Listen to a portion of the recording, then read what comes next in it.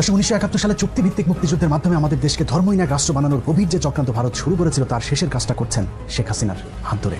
আমাদের রাজনীতি, অর্থনীতি, পুলিশ বাহিনী, সেনাবাহিনী ধ্বংসের পাশাপাশি আমাদের ধর্মটাকে ধ্বংস করে দেওয়ার গভীর এক চক্রান্ত চলছে আমাদের অজান্তেই। আর শেখ হাসিনা শুধুমাত্র ক্ষমতায় থাকবার জন্য দেশের কোটি কোটি মানুষের আবেগকে পুঁজি করে আপনি ইসলাম ধর্মের যে ক্ষতি করলেন, এবারে না হলেও দেখা হবে ওপারে।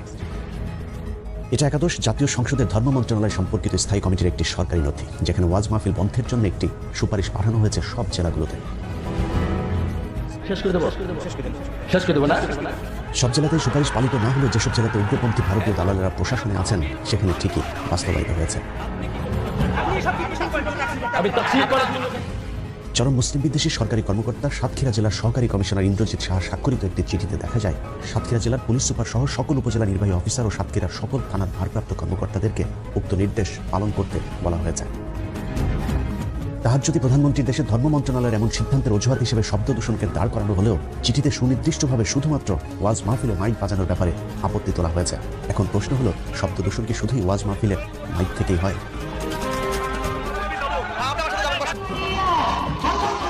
15 আগস্টে বিশিষ্ট মুক্তিযুদ্ধ ও সেনাবাহিনীর সম্মিলিত বিদ্রোহে নিহত শেখ মুজিবের পরিবারের সদস্যদের জন্য দোয়া ও মোনাজাত চলছে।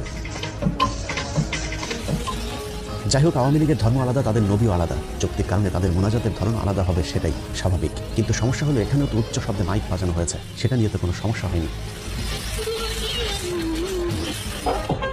সারা রাত শেখ মুজিবের ভাষণের ফাঁকে ফাঁকে হিন্দি গান চলেছে, সেটা তো সমস্যা হয়নি। সমস্যা হয়নি বাংলাদেশের ভেতরে ভারতীয় জাতীয় সঙ্গীত বাজানোতেও। যত সমস্যা বেঁধেছে শীতের কয়টা দিন আল্লাহর কোরআনের মাহফিলকে কেন্দ্র করে।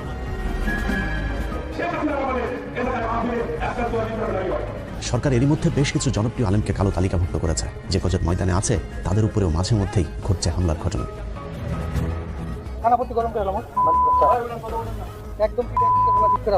মাঠে ময়দানে কোরআনের আলোচনার পাশাপাশি মসজিদগুলোতেও হামলা শুরু করেছে নব্য ভারতীয় রাজাকার আওয়ামী সন্ত্রাসীরা। কোরআনের আলোচনা ছোট ছোট ঘরোয়া সভাগুলো থেকে মানুষকে ধরে বলা হচ্ছে নাশকতার ষড়যন্ত্রকারী। মাদ্রাসায় বিক্ষিপ্ত কিছু ঘটনাকে পুঁজি করে মাদ্রাসা শিক্ষা ব্যবস্থা বন্ধের গভীর এক চক্রান্ত শুরু করেছে আওয়ামী ধর্মবিদ্বেষীরা।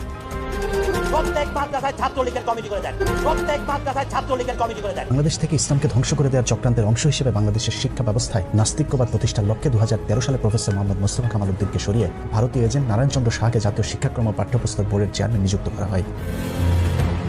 আর বোর্ডের সম্পাদনার দায়িত্বে আছেন ডাক্তার সৌমিত্র চক্রবর্তী, তার সাথে আছেন মেড ইন ইন্ডিয়ান মাল জাফর ইকবাল। ভারতীয় 3 দালাল মিলেই বাংলাদেশের শিক্ষার্থীদের চরম কৌশলে মগজ ধোলাই করে ইসলাম বিদ্বেষী বানানোর এজেন্ডা বাস্তবায়ন শুরু করেছে।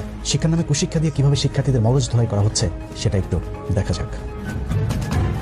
2014 সাল থেকে নবম দশম শ্রেণীর সাধারণ বিজ্ঞান, জীববিজ্ঞান থেকে শুরু করে একাদশ দ্বাদশ অনার্স পর্যন্ত নতুন একটি অধ্যায় চালু করা হয়েছে, যে অধ্যায় ডারউইনের বিবর্তনবাদ শিক্ষা দেওয়া হচ্ছে।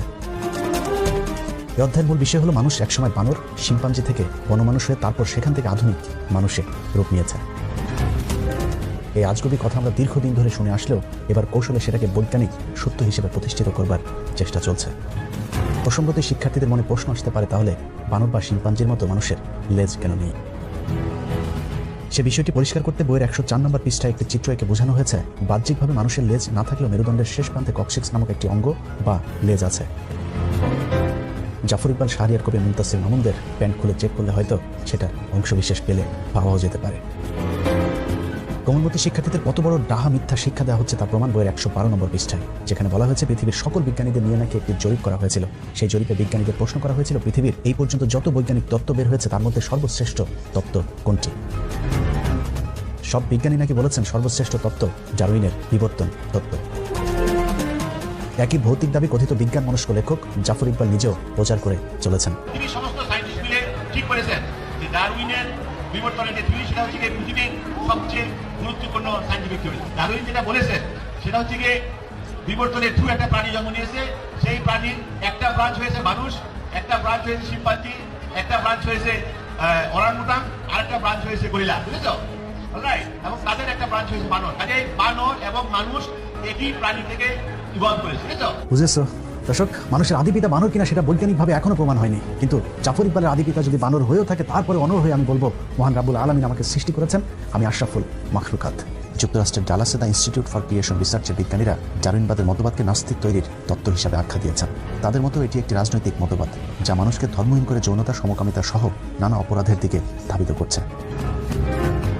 ধর্মের নানান ভালো বিধিনিষেধ আছে, কিন্তু নাস্তিকবাদের মধ্যে সমাজকে ভালো কিছুই দেয়ার নেই। কিন্তু বর্তমান পৃথিবীতে বৈজ্ঞানিকভাবে এগিয়ে থাকা প্রতিটি দেশ ডারউইনের মিথ্যায় বিবর্তনবাদকে তাদের পাঠ্য তালিকা থেকে বাদ দিয়ে দিয়েছে। খোদ মার্কিন যুক্তরাষ্ট্রের ফ্লোরিডা, ইলিয়ন, ক্যানেকচি, মিসিসিপি, ওকাহামা এই 5টি অঙ্গরাজ্যে বিবর্তনবাদকে 2004 সাল থেকে তাদের পাঠ্য বইয়ে নিষিদ্ধ করেছে। আরও 3টি অঙ্গরাজ্যে বিবর্তনবাদের বিরুদ্ধে মামলা আদালতে চলমান। বর্তমান পৃথিবীকে জ্ঞানবিজ্ঞানের নেতৃত্ব দেয় ইহুদিদের দেশ ইসরায়েলে বিবর্তনবাদ সংশোধন করা হয়েছে।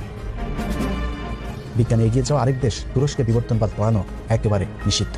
প্রেসিডেন্ট এরদোয়ান বলেছেন, এসব মিথ্যা তত্ত্ব শিক্ষা দেওয়ার পরিবর্তে আমাদের শিশুদের প্রয়োজনীয় বিজ্ঞান শিক্ষা দেওয়া উচিত। দক্ষিণ কোরিয়া সেদেশে বিবর্তনবাদ সিদ্ধান্তের চূড়ান্ত অনুমোদন উপস্থাপন করেছেন। রোমানিয়া 2006 সাল থেকে রাষ্ট্রীয়ভাবে সেদেশে বিবর্তনবাদ পড়ানো নিষিদ্ধ ঘোষণা করেছে। এছাড়াও সৌদি আরবেও বিবর্তনবাদ শিক্ষা দেওয়া নিষিদ্ধ। নারায়ণচন্দ্র সাহা জাফর ইকবালদের আদি পিতার দেশ ভারতে বিবর্তনবাদ শিক্ষা বাতিলের দাবি করেছে সেদেশের বর্তমান জুনিয়র শিক্ষামন্ত্রী সত্যপাল। এনডিটিভির বরাদ দিয়ে সমকাল পত্রিকা 2018 সালের 22 জানুয়ারি একটি খবর ছেপেছে। সেই খবরে প্রকৃতি বিজ্ঞানী চার্লস রবার্ট ডারউইনের বিবর্তনবাদ তত্ত্ব বৈজ্ঞানিকভাবে ভুল দাবি করেছেন সত্যপাল সিং। তাই স্কুল কলেজের টেক্সট বুক থেকে সেই সূত্রটি সরানো প্রয়োজন বলে মন্তব্য করেছেন এই প্রভাবশালী মন্ত্রী। আমাদের স্কুল কলেজের টেক্সট বুক থেকে এই সূত্রটি সরানো প্রয়োজন মন্তব্য করে তিনি আরও বলেন, আমাদের পূর্বপুরুষেরা কোথাও উল্লেখ করেননি যে তারা একটি বন্য মানুষকে মনুষ্য সন্তানের রূপান্তর হতে দেখেছে। দর্শক, বিজ্ঞানের নামে মিথ্যা তথ্য দিয়ে যে অসত্য তথ্য আমাদের শিশুদেরকে শেখানো হচ্ছে, তাদের দেখানো পথে যদি ভবিষ্যৎ প্রজন্ম চলতে থাকে তাহলে বলতেই হয় আগামী 10 বছরের মধ্যে এদেশের ধর্মের প্রতি বিশ্বাস করা মানুষ খুঁজে পাওয়া অবিশ্বাস্য হয়ে যাবে। প্রিয় দর্শক, এসব থেকে বাঁচার জন্য আমাদের সকলের সম্মিলিত প্রচেষ্টা প্রয়োজন। আমি আমার জায়গা থেকে বিবর্তনবাদের মাধ্যমে কিভাবে মানুষকে নাস্তিকতার দিকে ঠেলে দেওয়া হচ্ছে সেটা বোঝানোর চেষ্টা করেছি। কতটুকু পারলাম জানি না, যদি পেরেও থাকি তারপরেও আমার মতো ক্ষুদ্র একজন মানুষের 15 মিনিটের বৈজ্ঞানিক অনুসন্ধান এদেশের পাঠ্যপুস্তক থেকে বিবর্তনবাদের পরিবর্তন করতে পারবে না। তারপরেও কেন কথা বলি জানেন? হাজার দুঃস্বপ্নের মাঝে স্বপ্ন দেখিয়ে দেশের অচেতন মানুষগুলো একটু যদি সচেতন হয়। আর শেখ হাসিনা শুধুমাত্র ক্ষমতায় থাকবার জন্য দেশের কোটি কোটি মানুষের আবেগকে পুঁজি করে আপনি ইসলাম ধর্মের যে ক্ষতি করলেন, এপারে না হলেও দেখা হবে ওপারে। অপেক্ষায় রইলাম তোর শেষ বিচারের। আল্লাহ হাফেজ।